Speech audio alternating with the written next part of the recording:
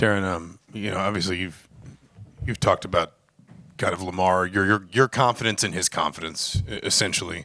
But how have you seen him? I mean, I think he's shooting career highs in twos. I think he's already attempted more free throws than he did either the last 2 seasons. Assist numbers are up, rebounds. How are you seeing him just kind of embrace kind of the all-around role of being this team's focal point? Yeah. First, I want to recognize the 76 team for being back and having so many of them back tonight. I thought that was great. A special night, for everyone, and had so many of them that were able to make it back. And obviously, Quinn Buckner's a big supporter of IU athletics, and that's a pretty cool event. So. But Lamar's he's pretty special. I told you that after our Wisconsin game that he's one of those guys going to play this game for a long time, and you can see as he's gotten more comfortable with what we're doing, and we've challenged him with some things defensively, playmaking, creating. He's accepted those challenges and just took off with it, and now you're seeing kind of the full package of what he's able to do. He had a few extra ones out there I hadn't seen before that were pretty cool. So, that was as impressive of second half performance as I've seen. Yeah, just kind of following up on that on Lamar. Some people are starting to discuss like what kind of honors he should be getting and considered for, whatever. If you were going to make a case, hey, I think he should be considered for, I don't know, all of them. Okay. Yeah. All of them. What make the case, just from the coach's viewpoint? Just look at the numbers, look at what he's doing. And he's a big focal point of defenses. What he's able to do at both ends of the floor. He's a complete player, and that's something that how hard it is to get 41 points, and he's done it twice this year already, and putting up monster numbers with percentages to go with it. And he's an incredible teammate on top of it. So there's nothing that I would not be in favor of him being the best player and voting for them to be the best player in the league. Lamar was obviously kind of a cheat code in that second half, but what else did you kind of see? What was the difference? It was like 9 lead changes in the first half, and you guys kind of took off there in the second half. What was kind of the key to kind of maybe the other parts outside of Lamar, obviously just going off? Yeah, I thought we wanted to get to a little more of our screening actions in the second half and take advantage of what we thought could be some good opportunities there. Using Lamar a little bit as a screener, using Tuck as a screener, using him as Tucker as a facilitator a little bit as well, and just get them moving a little bit more. I thought we allowed them to play a little bit more in some shell spots. They didn't have to chase us as much as we would have liked in the first half. And I thought we came out at halftime. I thought the guys really moved and shared the ball. We cut with more force, screened with a little more force, and then they were able to knock them down too. That's part of it as well. From when you go hit that hard patch, I think it was like mid-January, to where you're at now, where has this team grown? Just why are you guys playing at this really high level now, to where the year really probably was on the edge of spiraling and it's now on a really strong track?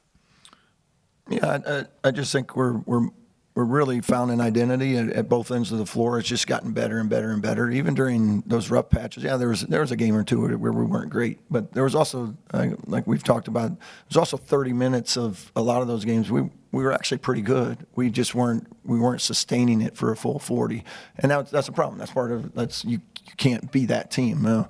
But I think we've gotten a much better. Our floor spacing's been better. The ball movement's been better. Defensively, I think we've gotten more connected. I think there's still some work that we got to continue to get better at as we wind down this season. But I just like the effort that they give every day. Even during that losing streak, they never came to practice and hung their heads. They came to get to work the next day. They came to get better. They came to go win the next one. And that's all they really care about. Because that locker room, they have great energy, great enthusiasm, great love for the game and love for each other. And you can tell they're really enjoying, being out there and playing for everyone.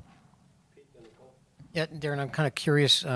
You have a little bit of a break, and then you have 2 intriguing road games. How much time are you able to enjoy this before you're totally dialed in on that?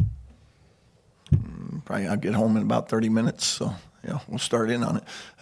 But it is nice to have a little time here. So, we got a big road game coming up with Illinois, followed up with at Purdue. So, but this is a a big week for us, just from we got a stretch run coming up.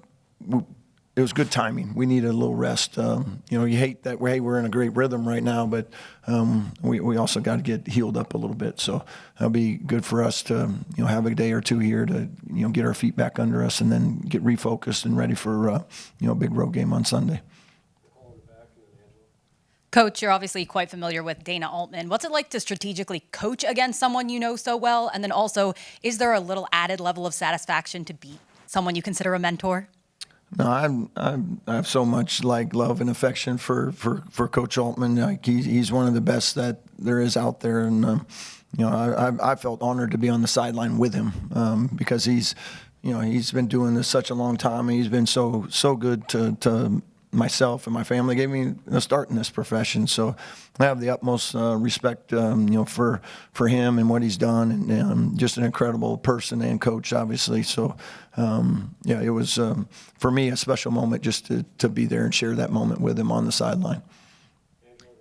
Coach in the back. Speaking of special coaches, Bob Knight, obviously the announcement tonight that there's going to be a statue in the South Lobby. What was your reaction to that, knowing his history here at IU and what the legacy is here?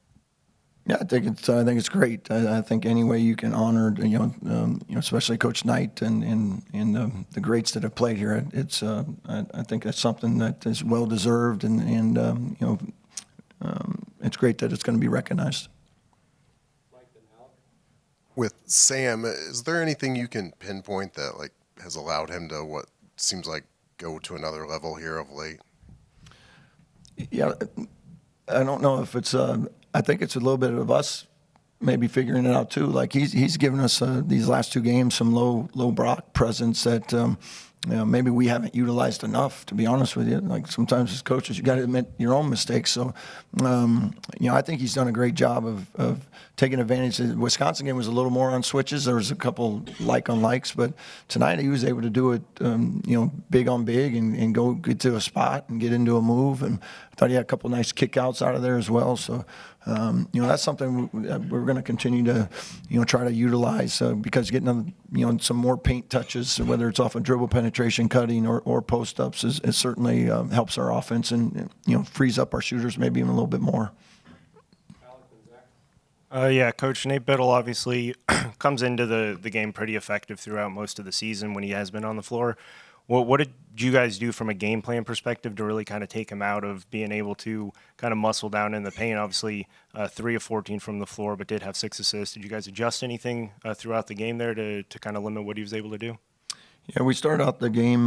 We were going to double him, on the block. And as the game went on, we felt like he was catching a little bit outside the block, and he's really good at finding the weak side. When you come and double, and so we didn't want to give some of their shooters clean opportunities. So we started just playing them a little bit more one-on-one, and give a little bit of some digs, some rakes, as we call it, so that he just felt more hands around him from other guys, but not fully committing to two people.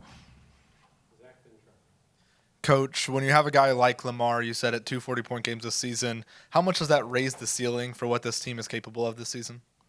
Yeah, I think anytime you have a guy like Lamar, you always have a chance because he can do what he did tonight. And that's a special player, and you got to have one of those if to go make a run, and he can certainly do that. He can win a game, not by himself, but he can certainly change and impact the outcome of a game in a hurry. And it's fun when you have guys like that. I've been around a few guys like that in my career. When they get in that zone, it's as long as they're on your team, it's really a joy to watch. Oh yeah, you talked about the screening and cutting, kind of opening up things. How important was it for you to get to the hoop early in that second half to open things up? I think you guys went 11-11 from 2-point range after halftime. Yeah, I thought that was a great start to the half, because Oregon's been hanging around like all their games, even though they maybe haven't had, the success in the win column. They've been right there with some high-quality opponents. Just played Purdue, and it was, last minute. It's still up in the air. They had Michigan State in the second half, all right there. So we knew coming out of halftime we needed to try to make a push, and I thought the guys again did a great job of coming, executing. We were able to get some layups, some shot opportunities around the rim. Again, I just thought they did a good job of executing some of our sets, and we were able to take advantage of that.